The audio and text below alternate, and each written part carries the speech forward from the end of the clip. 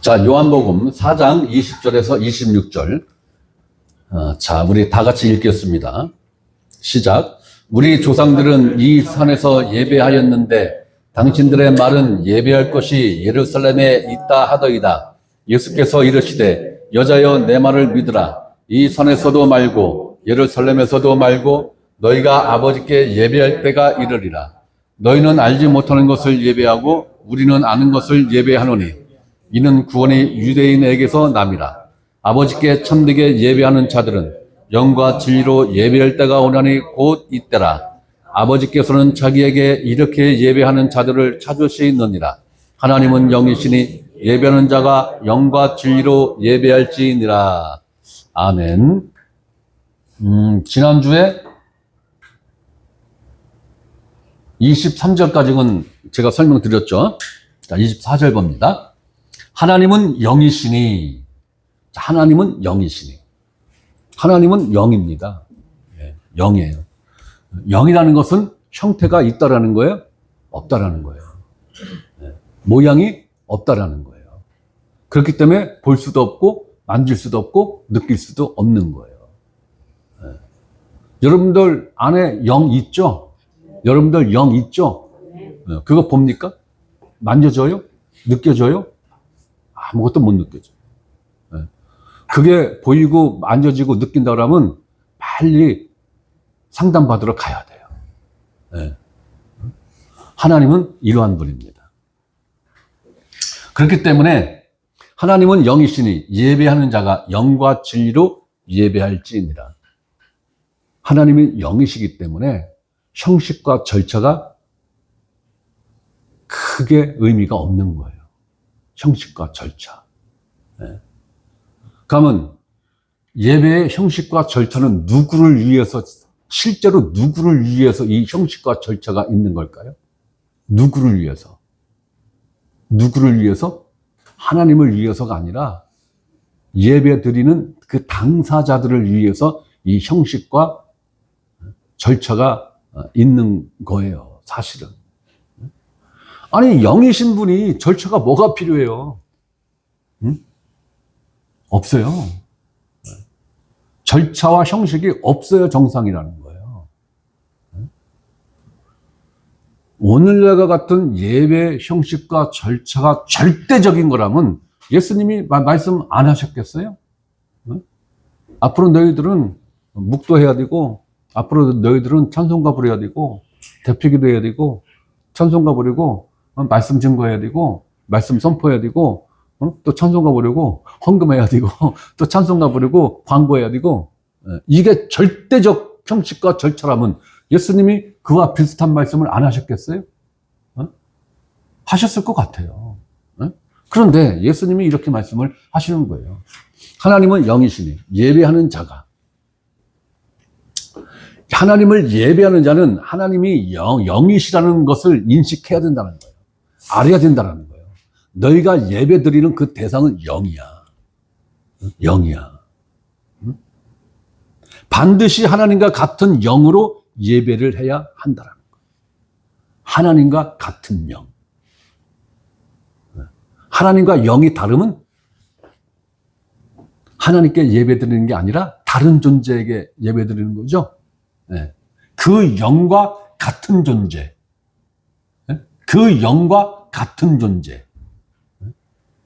그럼 하나님의 영과 같은 영이라는 이 의미가 뭐예요? 다른 말로 표현하면 거듭난 영.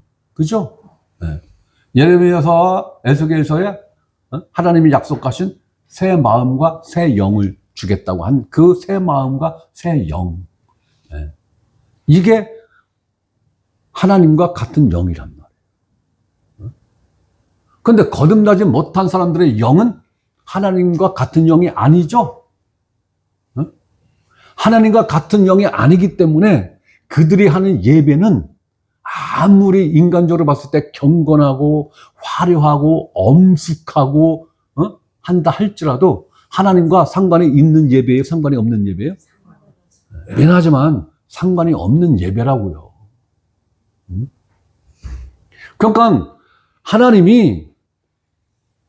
하나님께 예배하는 자들을 찾는다라는 그 의미는 뭐냐? 거듭난 그리스도인들이 많지 않다라는 거예요. 하나님이 기뻐 받으시는 예배를 하는 자들이 흔치 않다라는 거예요. 하나님과 같은 영으로 예배를 해야 된다는 거예요. 영과 진리로 예배할지니라. 자, 여기서 말하는 영은 과연 뭐냐 이거예요. 여기서 말하는 영은 뭐냐? 영과 진리로 예배를 해야 한다고 예수님이 말씀하셨는데, 그러면 영은 무엇이고 진리는 무엇이냐? 이걸 알아야 이게 핵심이잖아요. 그죠? 네. 자, 첫째, 거듭난 그리스도인의 영이라야 된다는 거예요. 거듭난 그리스도인. 둘째는 거듭난 그리스도인의 영에 거하시는 성령님이 계셔야 된다는 거예요. 자, 로마서 7장 6절에 보면 이제는 우리가 얽매였던 것에 대하여 죽었으므로 율법에서 벗어났으니, 그럼 우리가 얽매였던 것이 무엇이라는 거예요? 율법이라는 거죠. 율법에 대하여 죽었다라는 거예요. 율법에 대해서 죽음으로 우리가 율법에서 벗어났다라는 거예요. 그러면 율법에 대해서 죽어서 우리가 율법에서 벗어난 우리가 율법 조항을 지킬 의무가 있다라는 거예요? 없다라는 거예요? 없다라는 거죠. 율법에 대해서 죽었으니까 율법 자체가 우리한테 적용이 된다라는 거예요? 안 된다라는 거예요? 안 된다라는 거죠. 안 된다라는 거예요. 사람을 수십 명을 죽인 연쇄 살인범도 잡히기 전에 스스로 목숨을 끊으면 모든 법적 절차는 수덥이죠. 올수덥이죠. 대한민국 헌법 적용이 수덥이라고요. 안 된다고요. 적용할 수 없다고요. 사건 종결이에요. 이것이 법에 대해서 죽었다라는 의미인 거예요. 이것이. 그런데 율법에 대해서 죽은 우리가 할례를 받아야 의로워질 수 있다고? 율법에 대해서 죽은 우리가 성전 제사를 드려야 의로워질 수 있다고? 이것이 지금 갈라디아서하고 히브리서에서 이야기하는 논점의 중심이란 말이에요. 그렇듯이 21세기에는 주일 성수를 해야 된대. 11조를 해야 된대. 충성봉사 헌신을 해야 된대. 저는 이것을 신율법주의라고 명명을 하고 싶어요. 신율법주의다, 이건. 성경은 분명하게, 야, 율법에 대해서 넌 죽었어. 그 결과로 네가 율법에서 벗어났어. 이렇게 선언을 했는데, 왜 또 다른 율법을 만들어서 거기에 얽매이게 만드느냐고요. 얽매임은 법이란 말이에요. 법. 그러나 예수 그리스도의 죽음으로 그 안에서 우리가 율법으로부터 자유한 자가 됐잖아요. 우리에게 이 율법으로부터 자유함을 주기 위해서 하나님이 치른 대가가 뭔데? 품속에 있던 독생자를 죽여서 우리에게 자유를 준 거잖아요. 그렇다면 우리는 이 자유를 지켜야 됩니까? 그냥 이래도 저래도 이래야 되는 겁니까? 우리 목숨을 던져서라도 이 자유는 반드시 지켜져야 되는 거예요. 왜?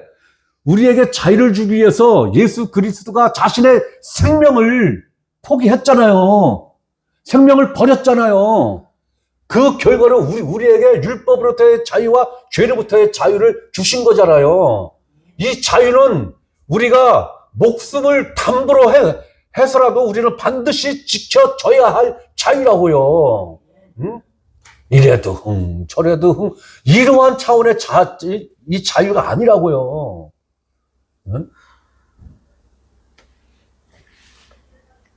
자, 율법에서 벗어났으니 이러므로 우리가 영의 새로운 것으로. 이게 뭐예요? 거듭난 영이죠? 거듭난 영이에요. 교체된 영이라고요. 교체가 된 영. 우리가 영의 새로운 것으로 섬길 것이요.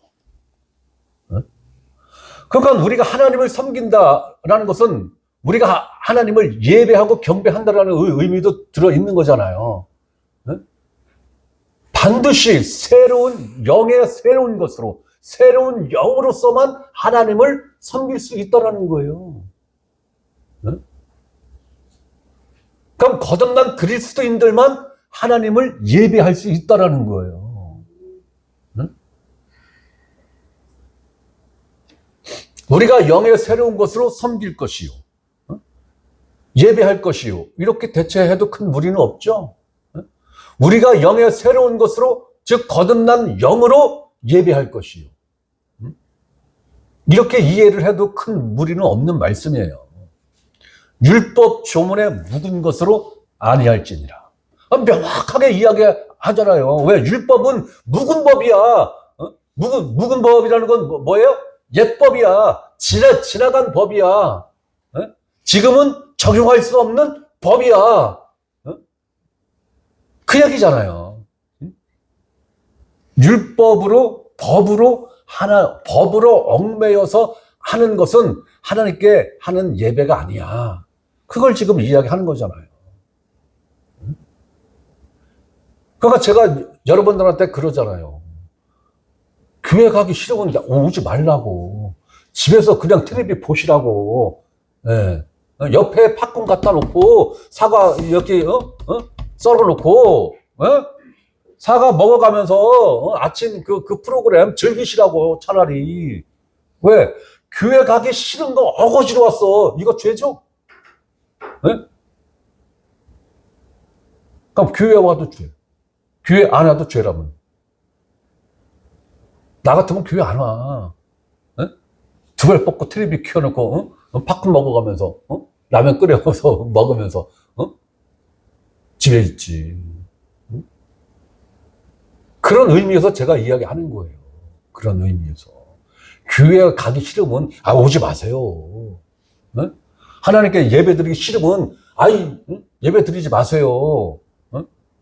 제가 뭐라 그랬어요? 여기 교회 모인, 일주일 168시간 중에 교회 오는 시간, 5시간만 예배고 나머지는 예배가 아니다. 이거는 잘못 배운 거예요. 잘못 가르친 거예요. 하루 24시간이 예배예요. 일주일 168시간이 예배라고요. 그 예배 중에는 바른 예배도 있고 바르지 못한 예배도 있죠. 그 구분만 있을 뿐이지 예배 자체라고요. 예배 자체. 그러니까 두 발 쭉 뻗고 텔레비 보는 것도 예배는 예배인데 그릇된 예배고. 그렇죠? 예배예요. 여러분 생명 자체가 예배라고요. 여러분 생명 활동 자체가 예배 활동이라고요. 직장생활 예배예요. 가정생활 예배예요. 그 개념이 반드시 있어야 돼요. 그게 없으니까 교회에 와서는 거룩, 직장 가서는 개. 이러면 돼요? 안 되지. 뭔가에 얽매여서 하는 건 하나님이 안 받으신다라는 거예요. 뭔가에 얽매여서 하는 거는 잘못된 예배라는 거예요. 우리가 자유한 영혼이기 때문에 자유한 영으로 하나님을 경배하고 찬양하는 거예요. 여러분들이 이 개념 반드시 가지셔야 돼요. 이 개념이 잘못되면 여러분들 신앙생활 자체가 곤고해져요. 힘들어져요. 자, 로마서 6장을 봅니다. 로마서 6장을 보세요. 로마서 6장 12절, 13절, 14절 봅니다.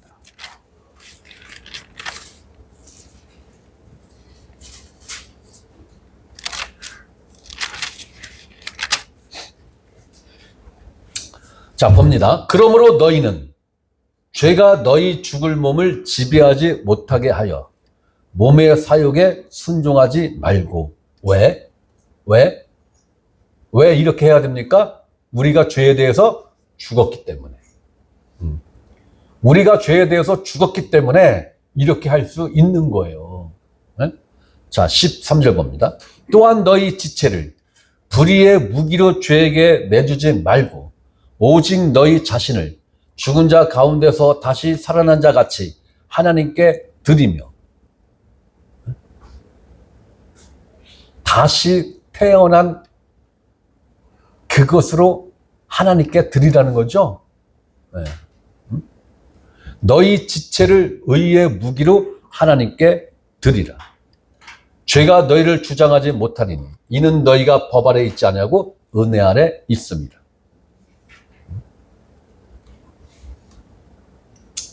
이해하시죠? 네? 중요한 건 몇 구절이에요? 13절. 또한 너희 지체를 불의의 무기로 죄에게 내주지 말고 오직 너희 자신을 죽은 자 가운데서 다시 살아난 자 같이 하나님께 드리며. 너희 지체를. 지체가 뭐예요? 우리 몸이잖아요. 몸을 의의 무기로 하나님께 드리라. 우리 삶 자체를 하나님께 의의 무기로 드리라는 거죠. 이건 뭐예요? 하나님 뜻대로 쓰세요. 하나님 뜻대로 쓰세요. 내 몸을 대기업에 갖다 놓고 하나님이 필요한 대로 쓰세요. 이것도 하나님 뜻. 직원 2명, 3명 있는 그 허름한 최저임금밖에 못 받는 그곳에 내 몸뚱아리를 하나님이 갖다 놓고 하나님의 의의 무기로 쓰시는 것도 누구의 뜻이에요? 하나님 뜻.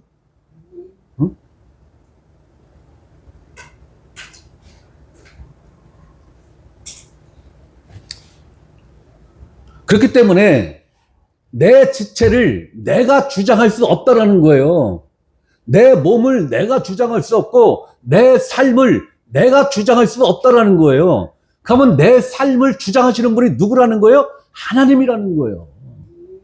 하나님 뜻대로 사용하십시오. 하나님 뜻대로. 그런데 우리 몸의 지체가 다양하고 이 지체의 쓰임새가 다 다르죠? 다 달라요. 다 달라요. 그런데 이걸 일괄적으로 다 똑같은 일을 하게 만들려고 하고 있죠, 지금. 아니에요. 교회는 다양해야 돼요. 그 다양함 속에서 질서가 교회의 절대적 생명의 원리란 말이에요. 다양함 속에서의 질서. 그런데 오늘날 교회는 다양함이 튀어나오면 안 돼. 네. 다 비스무리한 동색이 돼야 돼. 다 비스무리해야 돼. 다. 그러니까 교회에서 한 가지 일밖에 못해. 네? 다양한 일을 못해. 네? 네. 왜 다 비스무리해 하니까. 네? 그러니까 같은 일밖에 못해. 전부 다 같은 일을 서로 한다고 하니까 치고받고 싸우는 일이 생기는 거죠. 그 속에서 높고 낮음에 문제가 생기는 거죠. 다양해야 돼, 다양해야 돼, 다양해야 돼. 하는 일들이 다 달라야 돼. 그럼 싸울 일이 있어요? 다툴 일이 있어요? 거기서 높고 낮음에 문제가 생길 여분이 있어요? 여지가 있어요? 없죠? 없는 거예요. 우리는 우리 몸의 이 지체의 원리를 이해를 하면서 그 원리를 교회의 원리에 딱 대입을 하면은 정확하게 떨어지는 거예요. 그래서 사도 바울이 우리와 예수님의 관계, 예수님과 교회의 관계를 우리 몸에 정확하게 비유를 해서 설명을 하고 있는 거예요. 얼마나 쉬워요.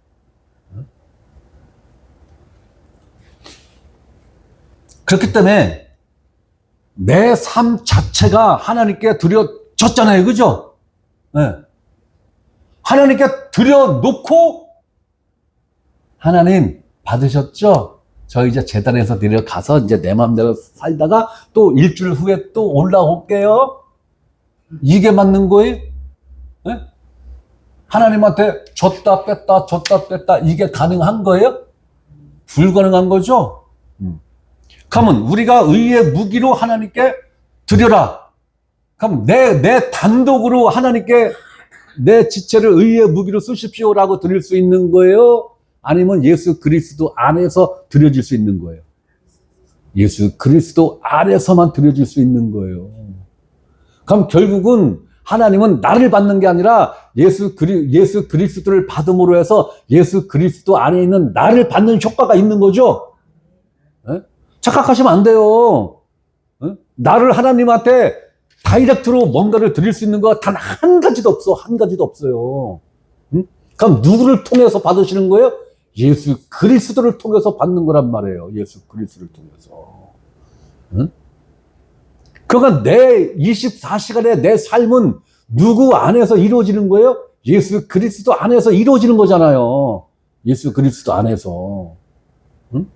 그렇기 때문에 내 몸이 아파도 주님의 뜻이고, 내가 허리가 아픈 것도 주님의 뜻이고, 허리 고치려고 협착증 시술을 했는데 허리 아픈 것도 많이 개선이 되긴 됐는데 완전하지는 않아. 근데 그 병원 가기 전에 어깨가 너무 아팠거든요. 어깨가, 오른쪽 어깨가. 시술하고 나서 오른쪽 어깨가 하나도 안 아파. 응? 고치려고 시술을 한 그 목표는 한 70%, 60% 정도 개선이 됐고, 어깨는 100%가 됐어. 개선이. 응? 주님 뜻이에요. 주님 안에서 이루어진 거니까. 내 허리가 이렇게 아주 말짱하게 아주 쌩쌩거리고 하는 것보다 자꾸 뭔 일을 하려고 하면 결리고 신경 써야 되고 이래야 내가 주님 뜻에 온전히 쫄래 이렇게 잘 따라갈 것 같으니까 그렇게 만들어 놓은 것 같아요. 네, 그렇게 만들어 놓은 것 같아요. 네.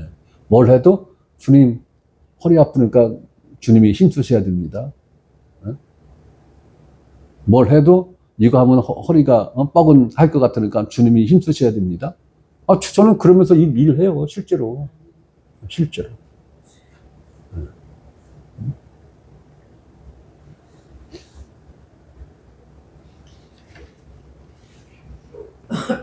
여러분들이 이 개념을 반드시 가지셔야 돼요.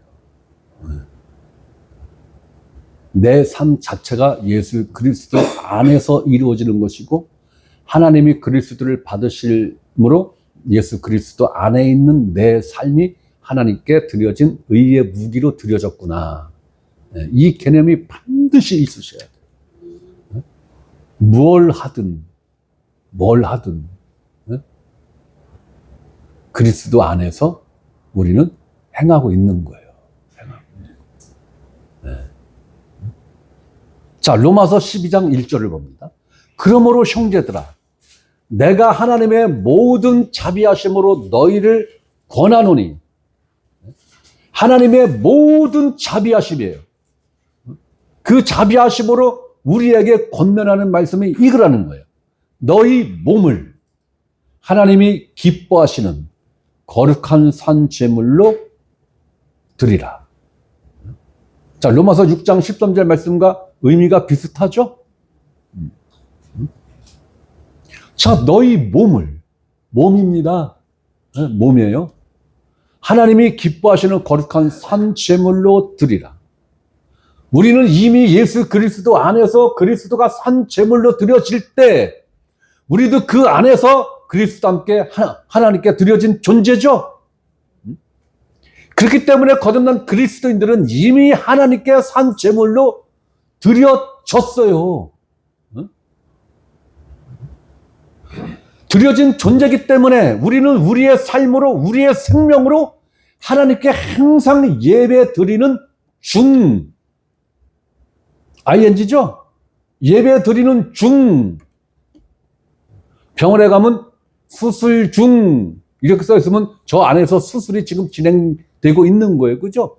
방송국에 가면은 방송 중 하면 방송이 지금 진행되고 있는 거예요. 들어가면 돼요, 안 돼요? 안 돼요. 그렇듯이 우리도 지금 예배 드리는 중이란 말이에요. 예배 드리는 가운데 있는 거예요. 안 끝난 거예요. 그리고 이 예배는 우리 육체의 생명이 끝난다고 해서 끝나는 게 아니에요. 이제 오리지널 성전에 가서 영원토록 하나님께 드려지는 예배를 우리는 영원토록 하는 거예요. 그죠? 이 땅에서 하는 예배는 부분적인 거예요.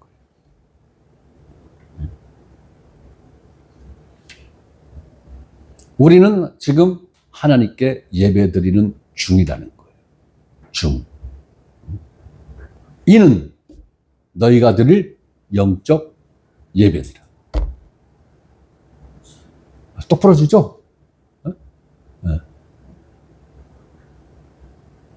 결국 하나님이 이렇게 예배 드리는 자들을 찾으신다는 건 뭐예요?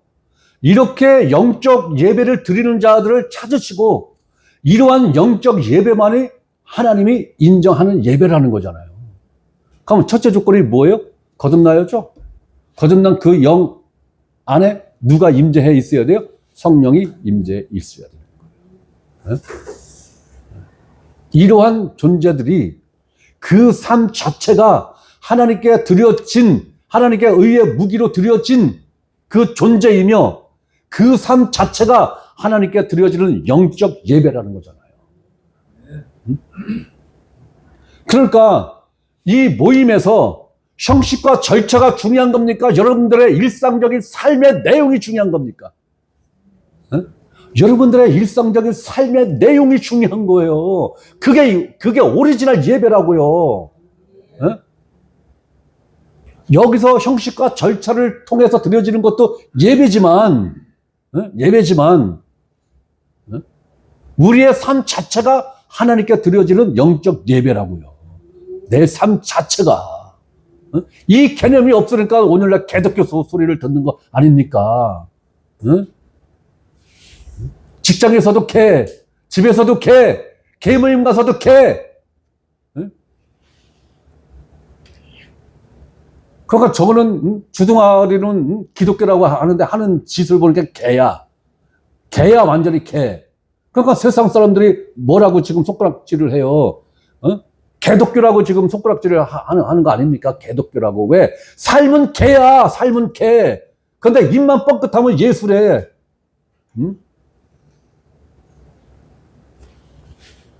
우리는 그러한 삶을 살면서 수요일날 와서 주일날 교회 와서 이게 예배라고? 그게 가인이 드린 제물이에요. 그게 가인이 드린 제물이라고요. 그게. 가인의 예물에 대해서는 하나님이 관심 안 가졌어요. 인정 안 했어요.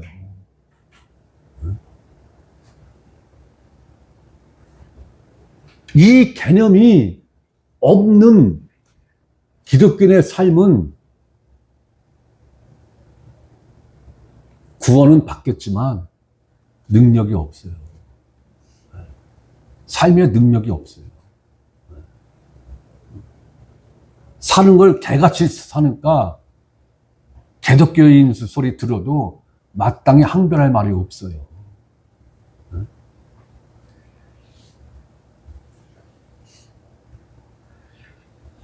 오늘날 교회가 이러한 말씀의 진리를 삶으로 살아내지를 못하기 때문에 지난주에 제가 말씀드린 로이드 존스 목사님이 이야기한 것처럼 종교적 형식과 절차 그리고 혼을 만족시키는 일에 열광하고 있는 거예요. 누구의 혼을 만족시키는 거예요? 교인들의 혼을 만족시키는 일에 열광을 지금 하고 있는 거예요. 하나님의 만족이 아닌 교인들의 만족을 위해서. 이것이 영으로 드려지는 예배의 의미인 거예요. 이것이.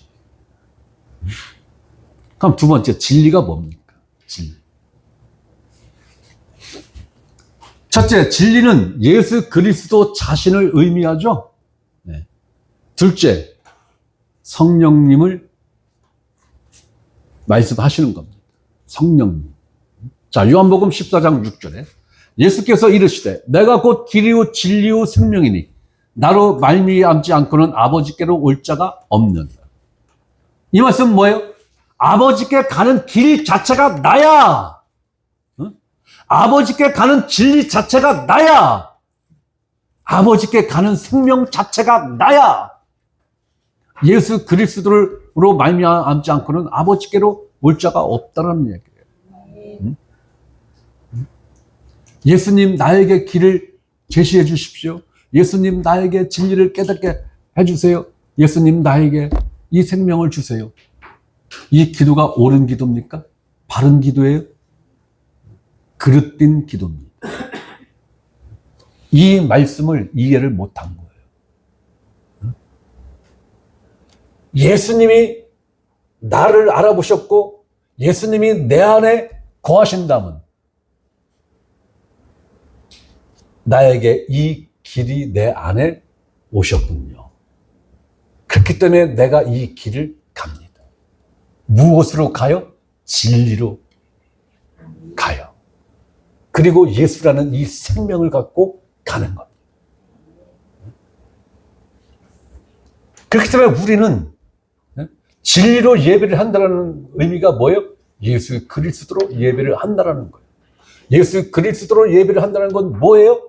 우리가 예수 그리스도 안에 존재하는 이 존재의식을 반드시 가지셔야 된다는 거예요. 내가 무엇을 하든 예수 그리스도 안에서. 내가 죄를 지어도 누구 안에서 죄를 짓는 겁니까? 예수 그리스도 안에서 죄를 짓는 거기 때문에 그 죄에 대해서는 어느 누구도 탓할 수 없어요. 고의가 아닌 실수로 사람을 죽였을 때 최대한 빠르게 도피성으로 도피하면은 어느 누구도 그 사람을 벌하지 못하죠. 율법 할아버지라도 그 사람을 벌하지 않습니다. 그 도피성이 누구예요? 예수 그리스도.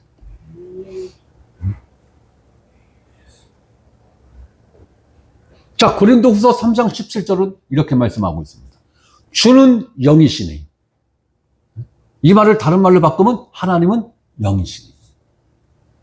주의 영이 계신 곳에는, 자, 주의 영이 계신 곳에는 자유가 있느니라 했는데 여기서 말하는 주의 영은 누구를 말하는 거예요? 성령 하나님을 말하는 거죠? 네. 자, 하나님은 영이시니 성령님이 계시는 곳에는 무엇이 있다? 자유가 있느니라. 자유가 있느니라. 그럼 무엇으로부터의 자유가 있는 겁니까? 단수의 죄입니다. 복수의 죄가 아닌 단수의 죄로부터의 자유한 자, 그리고 율법으로부터 자유한 자. 이 자유함이 있고 이 자유로 하나님께 예배 드려야 된다는 것인데, 자, 요한복음 8장 31절을 한번 봅니다.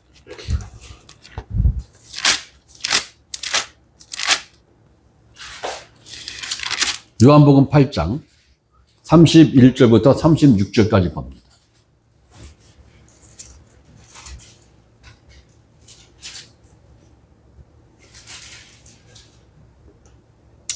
자, 봅니다. 그러므로 예수께서 자기를 믿은 유대인들에게 이르시되 너희가 내 말에 거하면 참으로 내 제자가 되고, 내 말에 거한다는 의미가 뭐예요?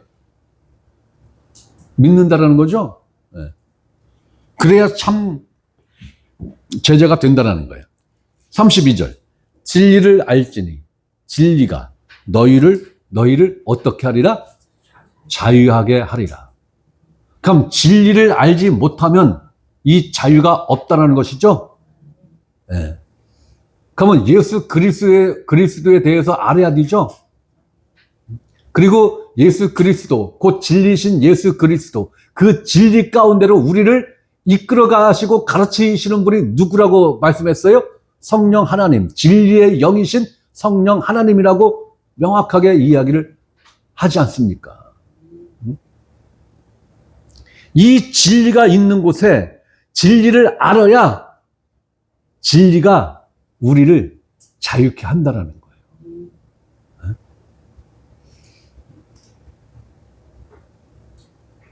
자, 33절 봅니다.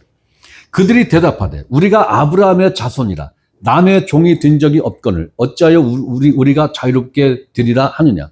예수께서 대답하시되 진실로 진실로 너희에게 이르노니 죄를 범하는 자마다 죄의 종이라. 너희는 죄의 종이야. 죄의 종로로 타는 너희들에게는 무엇이 없다라는 거예요? 자유가 없다라는 거예요. 이렇게 말씀하시는 예수님의 이 말씀의 의미를 이 존재들이 일도 지금 이해를 못하고 있는 거죠. 엉뚱한 소리를 하고 있는 거예요. 야, 우리가 아브라함의 자손이고 우리가 누구의 종이 된 적이 없는데 왜 우리 보고 종이라고 그래? 이 시대 실질적으로 로마의 속국이 아니고 지배를 받고 있었죠. 그럼 로마의 종이잖아요. 육적으로는 로마의 종인 거예요. 영적으로 예수님은 죄의 종이야. 너희는 죄의 종로로 타고 있어. 그렇기 때문에 너희는 진리인 나를 알지도 못하고 이해할 수도 없고 보지도 못하는 거야. 자, 35절. 종은 영원히 집에 거하지 못하되 아들은 영원히 거하나니 그러므로 아들이 너희를 자유롭게 하면 너희가 참으로 자유로우리라. 우리가 자유로운 존재가 될 수 있는 것은 오직 예수 그리스도를 통하지 아니하고는 자유로운 존재가 될 수 없어요. 죄로부터의 자유, 율법으로부터의 자유, 철저하게 예수 그리스도의 죽음을 통해서 우리에게 준 자유죠.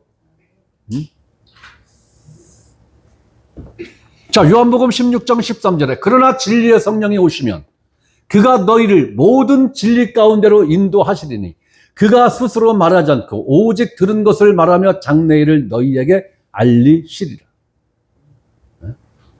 진리의 성령이 오시면 진리 가운데로 인도하시리니.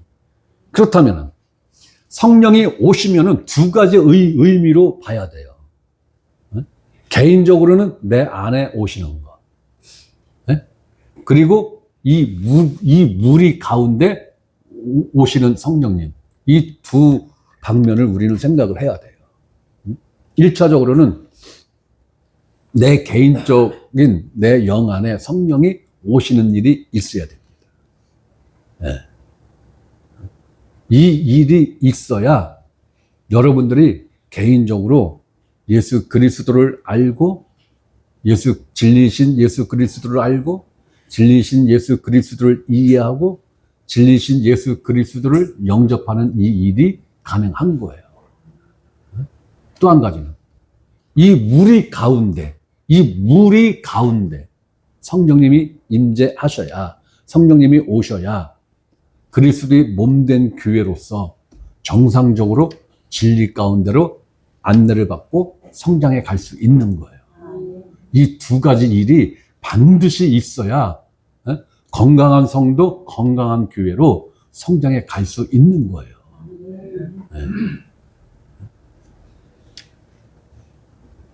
자, 요한일서 5장 6절. 이는 물과 피로 임하신 이시니 곧 예수 그리스도라. 물로만 아니요 물과 피로 임하셨고 증언하는 이는 성령이시니 성령은 진리니라.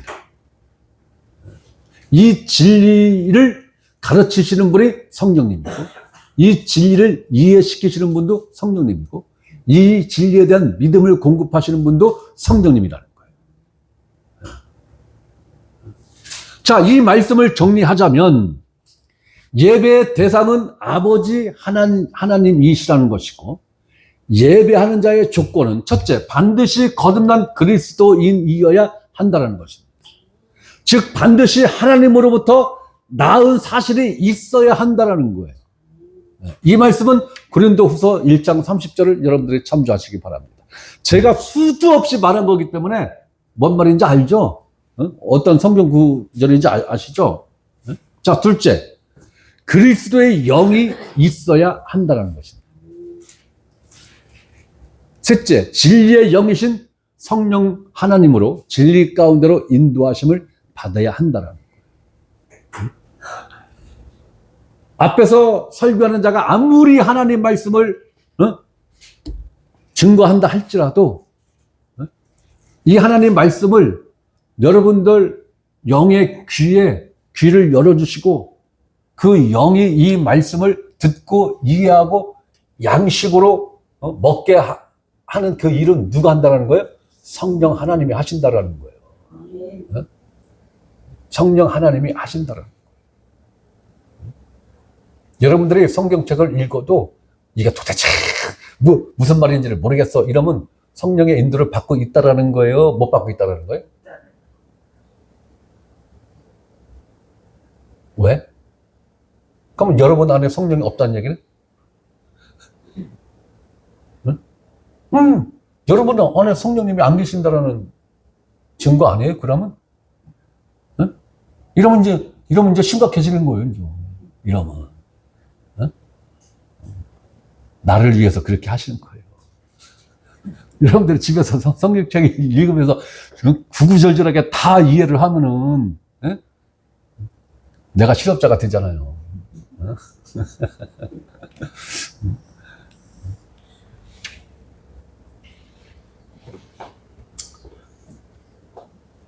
넷째, 진리와 주의 영이 계신 곳에는 무엇이 있다? 자유가 있다라는 거예요. 귀에서 자꾸 제가 여러분들에게 자꾸 이거 하셔야 됩니다. 저것도 하셔야 됩니다. 이건 하시면 안 됩니다. 자꾸 이러한 법적인 잣대를 여러분들한테 들이대면은 여러분들이 나한테 뭐라고 그래야 돼요? 양형제, 난 자유한 존재야. 왜 자꾸 나한테 나를 얽어매려고 그래?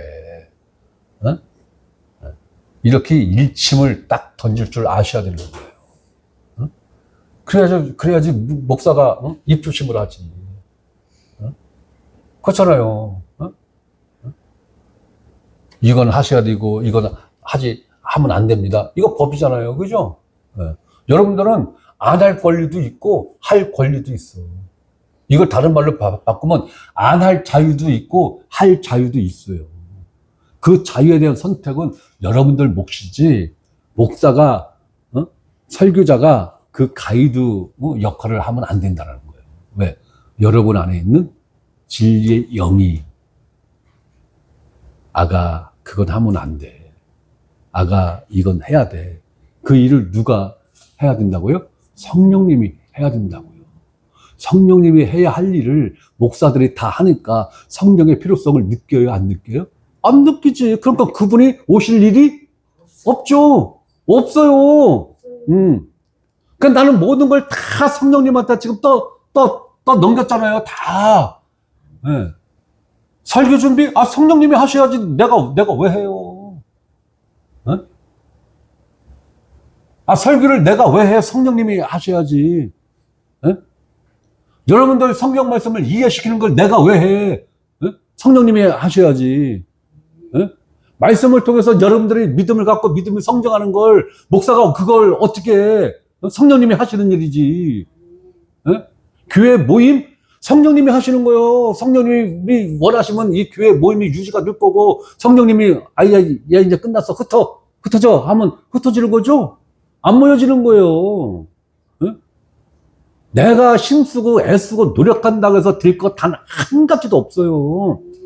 6의 일도 단 한 가지도 된 게 없는데 하물며 영의 일을 내 육체적인 내 육의 이 열심으로 뭔가를 한다고 해서 그게 될 일입니까? 영의 일이, 영에 속한 일이. 택도 없는 얘기예요. 그러니까 나는 노력 안 해요. 엄청 애달파하고 그런 거 없어요. 나는 오늘 당장 죽어도 여한이 없는 사람이라니까. 모든 준비 끝났어요, 저는. 빨리 갔으면 좋겠어. 80살, 90살까지 어떻게 살아? 가고 싶어도 좀 참으니 여기다가 죄를 벗고 가니.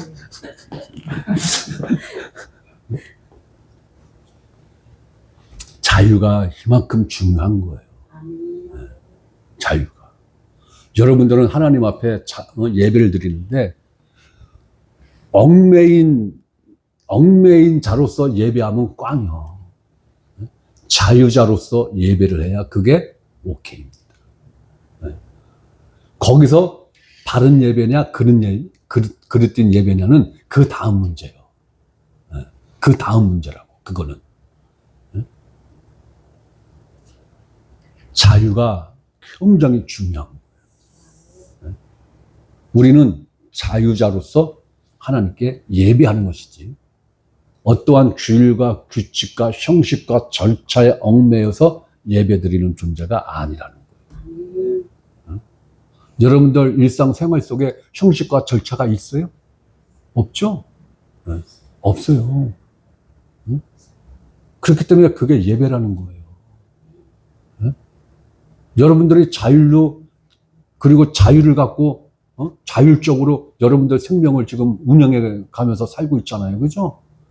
그래서 그게 예배라는 거예요. 그게. 응? 자, 고린도전서 14장 보고 오늘 말씀을 마치겠습니다. 고린도전서 14장 26절에서 33절 봅니다.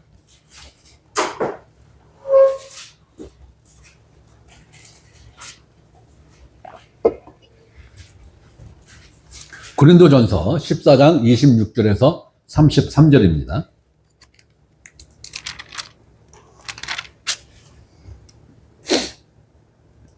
그런즉 형제들아 어찌할까 너희가 모일 때 각각 찬송시도 있으며 가르치는 말씀도 있으며 계시도 있으며 방언도 있으며 통역함도 있나니 모든 것을 덕을 세우기 위하여 하라. 덕을 세우는 목적이 아니라면은 해야 되는 거예요? 안 해야 되는 거예요? 그 의미도 담겨져 있는 거죠? 네.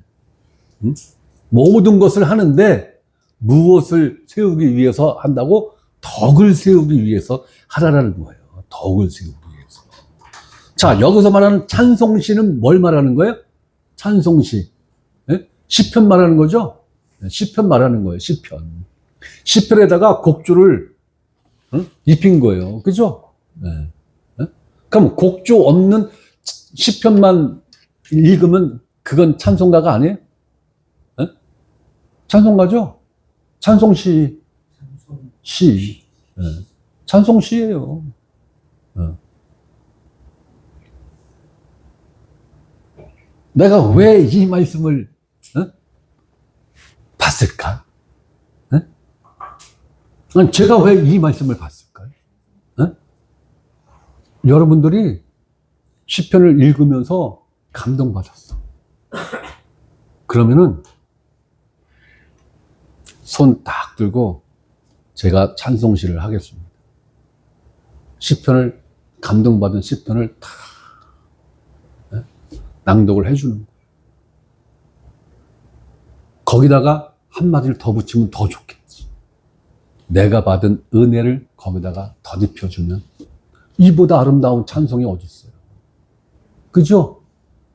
네. 그럼 꼭 시편만 가능할까? 네? 잠언은 안 될까요? 전도서는 안 될까? 요한계시록은 안 될까? 다 되죠. 다 되는 거예요. 응?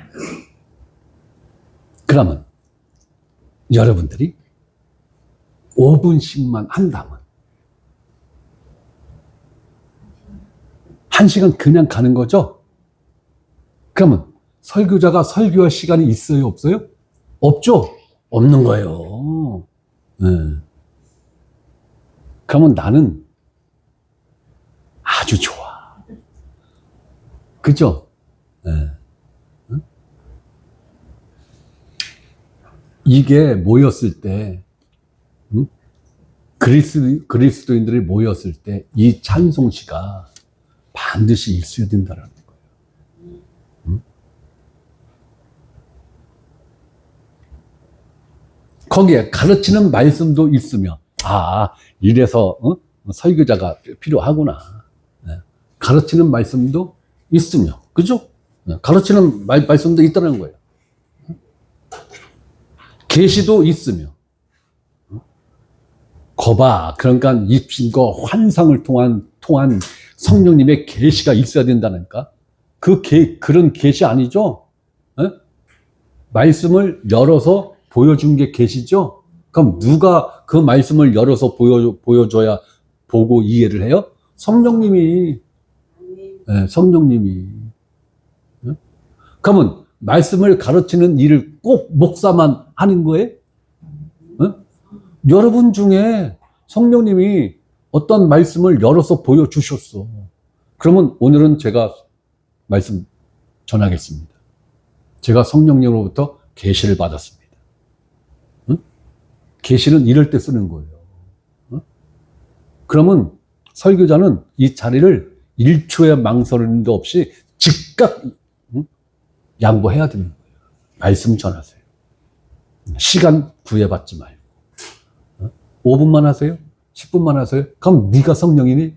네가 목사인 네가 성령님이네? 이렇게 되는 거죠. 시간 제약 없는 거예요. 성령님이 하실 말씀이 있으시니까 설교자의 목소리가 아닌 우리 지체들의 목소리를 통해서 성령님이 하실 말씀이 있다라는 거잖아요. 거기다 대고 목사인 내가 갖다부터 시간 제약을 어떻게 줘. 말도 안 되는 거지. 응? 방언도 있으며 방언을 하는데 반드시 뭐가 있어야 돼요? 통역함이 있어야 돼요. 네. 방언을 샬라샬라 하는데 아무도 못 알아들어. 이러면 해야 돼? 안 해야 돼? 안 해야 되는 거예요. 네. 반드시 통역함이 있어야 되는 거예요. 반드시. 통역이 없으면은 입을 닫아야 되는 거예요. 자, 이 모든 것을 덕을 세우기 위하여 하라. 네. 지체들의 영적 성장을 위해서, 네. 교회의 성장을 위해서, 네. 내 지식을 자랑하기 위해서가 아니라, 네. 덕을 세우기 위해서 이렇게 해야 된다라는 거예요. 네. 근데 여기에 기도가 없네. 그죠? 네? 기도가 없어요, 기도가. 사도신경이 없네. 네? 축도가 없네. 네? 아무것도 없어요, 그죠? 없어요. 네. 이게 최소한의 절차입니다. 최소한의 절차예요, 그죠? 네. 이렇게 해도 성경적으로 하자가 없는 거예요, 그죠? 네. 지금같이 많은 절차를 해도 저는 괜찮다고 봐요. 네. 네. 괜찮다고 봐요. 그리고 여기 말씀에 기록된 이 말씀의 범주 안에서 해도 문제될 거 없잖아요. 그죠? 네. 자, 27절 봅니다. 만일 누가 방언으로 말하거든 두 사람이나 많아야 세 사람이 차례를 따라 하고 한 사람이 통역할 것이요. 네. 질서를 말하고 있죠. 순차적으로 하라는 거죠. 서로 먼저 한다고 치고받고 싸우지 말라는 거죠. 네. 그런데 반드시 뭐가 있어야 돼요? 통역할 것이. 28절. 만일 통역하는 자가 없으면 교회에서는 잠잠하고 자기와 하나님께 말할 것이요. 자, 자기와 하나님께 말할 것이는 뭐예요? 개인 기도를 말하는 거예요. 네. 나 혼자 하나님께 기도할 때는 방언을 하든 뭘 하든 상관없다는 거예요. 네. 통역할 필요가 없으니까. 그죠? 그런데 회중을 상대로 해서 하는 방언, 이건 뭐예요? 설교란 말이에요. 네. 설교란 말이에요. 네. 설교를 방언으로 하는 거예요. 그런데 이 방언을 통역하는 자가 없어. 어? 이러면 교회에서 잠잠하라라는 거예요.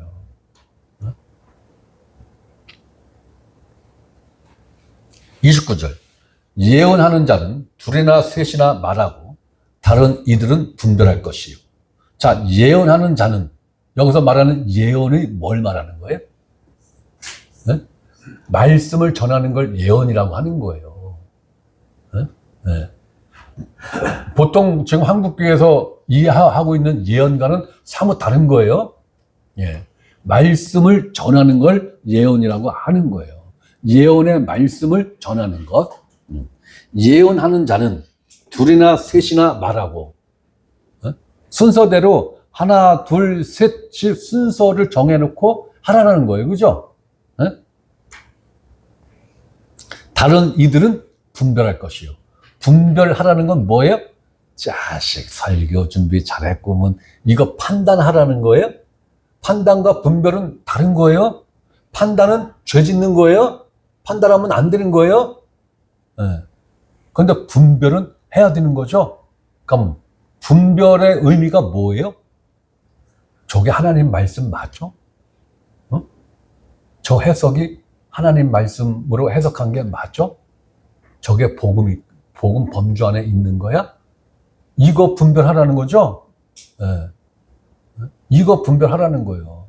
아, 자식 실력이 딸리는데 이건 판단이에요. 판단이라고. 네. 예언하는 일에 있어서는 실력이 의미가 없어요. 아무런 가치가 없는 거예요, 실력은. 네? 왜? 누구를 쫓아서 하는 예언이기 때문에, 성령을 따라서 하는 예언이기 때문에, 그걸 판단한다는 것은 그 누구를 판단한다는 거예요? 성령님을 판단한다는 거예요. 네. 그러한 죄를 지으면 안 되고 분별할 것이요. 분별. 그러니까 여러분들이 설교를 들으면서 무슨 작업을 끊임없이 해야 돼요? 여러분들 안에서 분별하는 작업을 끊임없이 하셔야 되는 거예요. 그러니까 목사 개인의 사상과 개인의 생각은 여러분들이 다 한 귀로 빼고, 네? 생명의 말씀만 골라서 쏙쏙쏙쏙쏙 먹어야 된다는 얘기죠. 네. 그게 분별이에요, 그게. 설교자의 설교를 맹목적적으로 듣고 그것을 맹목적적으로 받아들이는 거는 사탄한테 속기 아주 딱 좋은 사람이야. 네. 네? 여러분들은 그러면 안 돼요. 네. 분별하셔야 돼요. 누구 설교를 듣던 분별하셔야 돼요. 네? 제 설교를 듣는 과정 속에서도 여러분들은 반드시 분별을 하는 일을 설교 듣는 시간 내내 하셔야 되는 거예요. 네?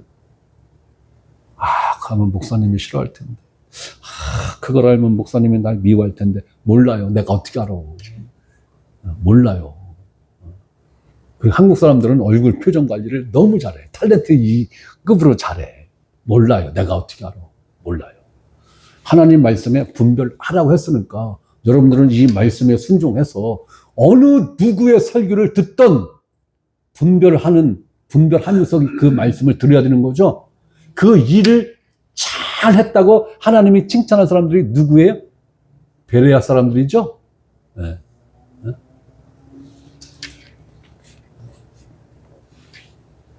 자, 30절 봅니다. 만일 곁에 앉아있는 다른 이에게 계시가 있으면 먼저 하던 자는 잠잠할지입니다. 제가 설교를 하는데 어떤 분이 손을 번쩍 들어서 저에게 계시가 임했습니다 하면 내 설교 딱 중단하고 나오세요 하고 양보해야 되는 거예요. 그러세요? 형제님, 제 설교 앞으로 30분 남았으니까 기다리세요. 이거 아니란 거예요. 딱 손 들고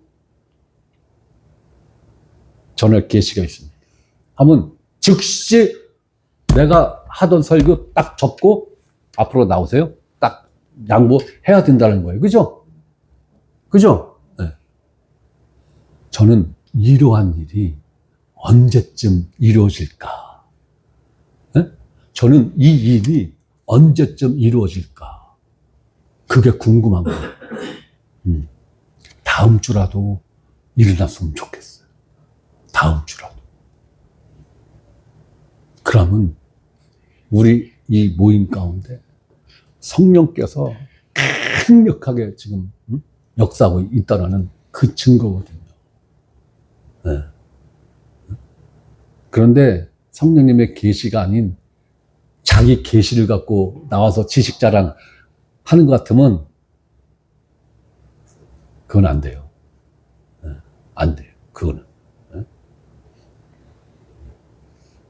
이런 일이 우리 모임 가운데 종종 가능하다면 매주 매 수요일마다 있어야 정상이라는 거예요. 1년에 한두 번은 이건 비정상이야.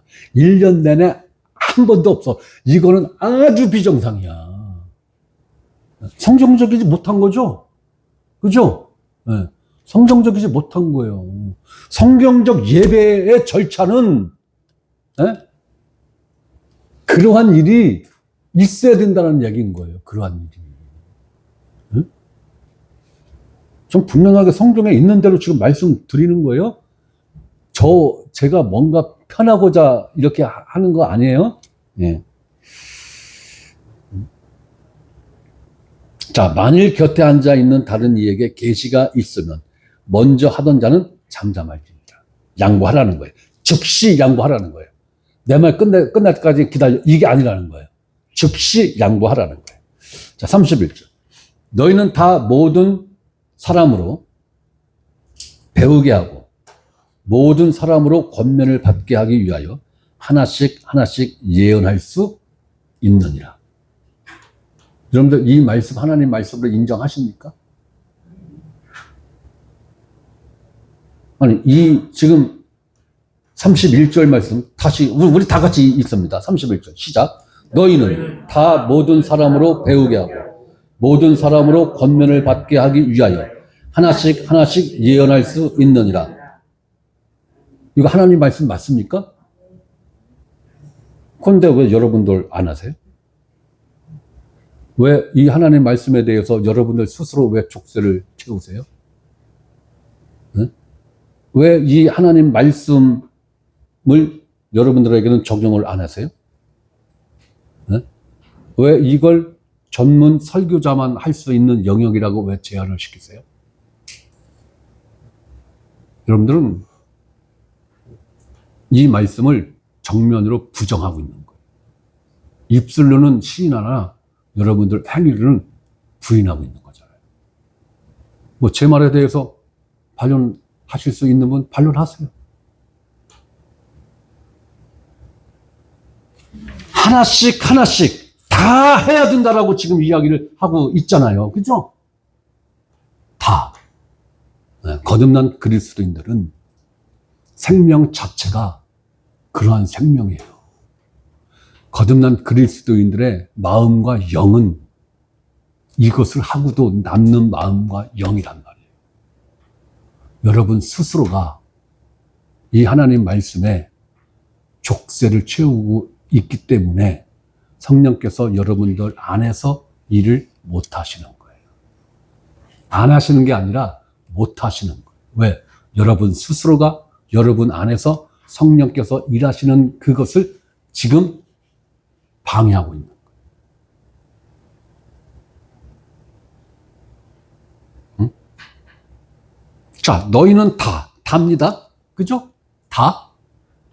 거기다 또 강조를 했어. 모든 사람으로 배우게 하고.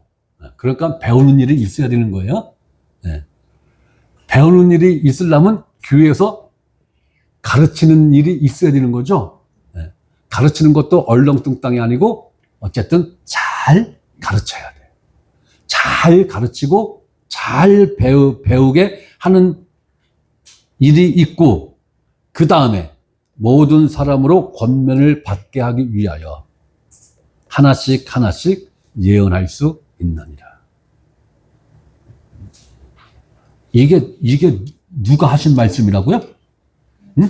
여러분 안에 거하시는 성령 하나님이 검수하신 말씀이란 말이에요. 응? 네, 말씀하세요. 저는 목사님 설교하면은 다른 게 들어오거든요. 아까 좀 앞전에도 고린도전서 14장 26절에 보면은 모든 것을 덕을 세우기 위함이라 하잖아요. 여기에서 덕이 우리 지식에서 우리가 배운 그 덕이 아니라 저는 달리 받아요. 덕은 예수님을 드러내는 게 덕이라고 생각해요. 덕을 세운다는 거는 이 말씀 속에서 예수님이 드러나야 되고 그분이 이 예배 주체이시고 여기 주인이시기 때문에 그분이 높임을 받는 자리가 돼요. 그것이 곧 덕을 세우는 것이라고 생각해요. 교회에 무슨 큰 건물을 세우고 큰 무슨 업적을 남기고 그게 덕이 아니라 뭐 이웃을 도운 그 덕이라고 그렇게 말하는 목사님들을 봤지만 그 덕이 아니라고 생각해요. 저는. 오직 우리 주인 되시는 예수님, 하나님이 드러나야 되고 그분이 높임을 받는 그 자리가 되는 것이 덕이 세워지는 것이라고 생각해요.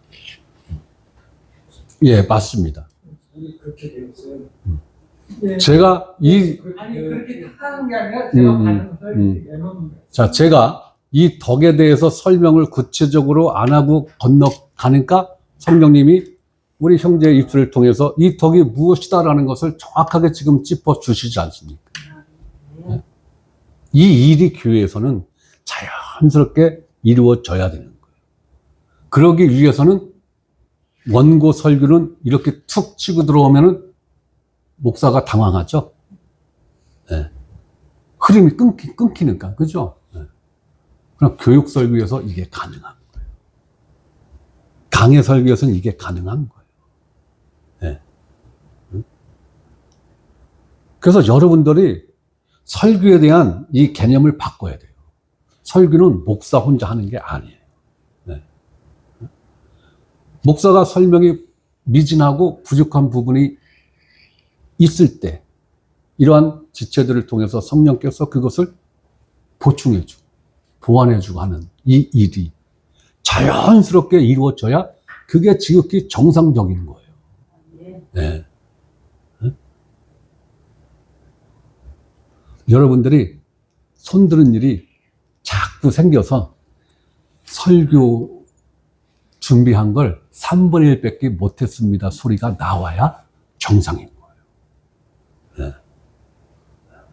좋잖아요. 네. 또 말씀하세요. 교회 설교도 그렇고 교회에서 행해지는 것들 또 이거는 구역 공동체에서 행해지는 것들을 보면은 우리 안에 우리 지식, 우리 안에 그 선대 때부터 받은 그 유전 그것 때문에 나이로다가 성별로다 나누고 서로의 입을 막고 넌 가만히 있어 이런 식으로 하니까 이게 성도 교제가 올바로 이루어지지 않는 경우가 많아요. 나를 부인한다는 거는 내 자아, 내가 알고 있는 지식, 내 경험, 내 나이, 내 그 사회적인 위치를 다 부인하고 서로를 존중함에 있어서 거기에서 이루어지는 거라고 생각해요. 우리가 이렇게 만나서 얘기하는 게 성령 안에서 하나님 인도 안에서 만났다면 하나님 안에서 이거 교제가 이루어져야지 내가 이거 저기 주체가 돼서 하나님 잠깐 옆에 계세요 하고 자기가 거기에서 이거 주인 노릇을 한다. 이거는 올바른 성도 교제가 될 수 없고 올바른 교회라고 볼 수가 없다고 생각해요. 네, 맞는 말씀입니다. 자, 32절을 봅니다. 중요한 말씀이에요. 예언하는 자들의 영은, 여기서 말하는 예언은 입신과 환상과 미래를 이야기하는 게 아니라 하나님 말씀을 전하는 그 일이 예언이라고 그랬어요, 제가. 예언하는 자들의 영은 예언하는 자들에게 제재를 받나니. 그러니까 손 들고 제가 할 얘기 있습니다 하면 즉시 발언권을 줘야 된다는 거예요. 내가 설교 10분 남았으니까 기다려. 이거 아니라는 거예요. 즉시 말씀을 할 수 있는 기회를 줘야 된다는 거예요. 그러면서 33절. 하나님은 무질서의 하나님이 아니시오. 질서를 지켜야 된다는 거예요. 질서를. 오직 화평의 하나님이시라. 질서 있게. 여러 사람이 예언을 하되 질서 있게 해야 된다는 거예요. 원칙은 내가 설교를 하고 있는데 누군가가 나도 할 말이 생겼다라고 하면 기다려가 아니라 즉시 양보를 해야 된다는 거예요. 즉시. 이것이 하나님이 정한 질서입니다. 기다려가 아니라 즉시 양보해서 네가 말씀을 전해라. 왜? 나를 일으켜서 말씀을 전하게 하신 분도 성령님. 다른 지체를 일으켜서 말씀을 전하게 하시는 분도 성령님. 예. 다 같은 성령님이 하시는 일이기 때문에, 예. 야, 네가 할 말은 거기까지냐. 아, 성령님 아직 제 말 다 안 끝났는데 내가 하라고 한 말은 거기까지냐. 그러니까 너는 나가. 새로운 사람이 말씀 전하라 이거예요. 이 질서가 잘 유지가 된다면 이러한 예배 형식으로 반드시 가야 됩니다. 반드시 가야 돼요. 그럼 목사는 뭐 하는데? 교육하는 일. 제가 언젠가도 한번 얘기했죠. 네. 목사의 오리지널 역할은 교육하는 일이에요. 교육. 교육이 얼마만큼 잘 되었느냐에 따라서 이러한 예배의 역사가 빨리 오느냐 아니면 우리 생전에 안 오느냐. 안 올 수도 있어요. 우리 생전에. 그러면 목사가 목사 노릇을 어떻게 했다는 거예요? 개떡같이 했다라는 거예요. 그러니까 여러분들은 누구를 탓해야 돼요? 그 부분에 대해서는 목사 탓해도 상관없어요.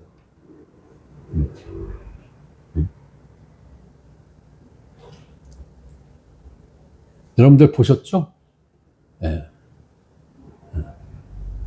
가능할 수 있겠죠? 예. 이게 예배예요. 예. 질서 있게만 하면 아름다운 거예요. 자, 그러면서 모든 성도가 교회에서 함과 같이 뒤로 쭉 여자는 교회에서 잠잠하라 쭉 나오는데 여기까지는 제가 말하고 싶지는 않아요. 여자 남자를 따질 이유가 없습니다. 여기서 말하는 여자의 의미는 이런 남성 여성 성의 의미가 아니라 다른 의미로 저는 이해를 하고 있고 언젠가 기회가 되면 거기에 대해서도 제가 설명을 드리겠습니다만은 제가 오늘 전한 이 영과 진리로 예배한다라는 이 말씀에 대해서 그리고 이 고린도전서 14장 말씀에 대해서 여러분들 어려운 거 없죠? 그죠? 네. 여러분들은 이 고린도전서 14장 말씀이 하나님 말씀인 거 믿으시죠? 네.